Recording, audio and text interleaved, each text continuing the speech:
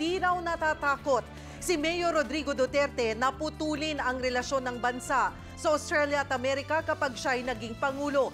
Sinagot din niya ang hamon sa kanya ni Vice President Jejomar Binay na sumailalim sa psychological test. Umaaksyon si June Loyola.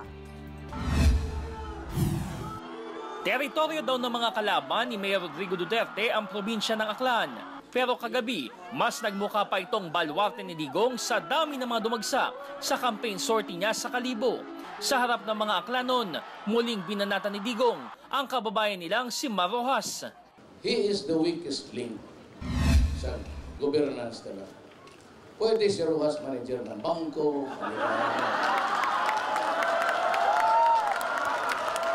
Pero ang posisyon ng presidente, marunong ka magdala ng Mama Sapano, Yolanda. Hindi mo madala ng warton-warton na Binanatan din ni Digong ang grupo ng mga kababaihan na nagsampa ng kaso kaugnay sa binitiwan niyang umano'y rape joke. Kasi totoo binayaran niya. Alangan, katagal ko nang sinabi yan. I uttered the sword 27 years ago. Hindi rin pinalagpas ng alkalde ang puna sa kanya ng mga ambasador ng Australia at Amerika. May payo rin siya sa mga ito. It would do well for the American ambassador and the Australian ambassador to shut their mouth. If I become the president, go ahead and sever it. Marami akong pupuntahan na maraming negosyo lang, hindi patayan. That's their problem, not mine. I never interfered in their elections. I just, say something. Bago ito, hinamon na si Duterte ni Vice President Jejomar Binay na sumailalim sa psychological test. Yung mga tanggi rito, tanggi riyan, pag-amin ng pagpatay, it only confirms na may psychological disorder itong si Berdugong pumapatay ng mga bata.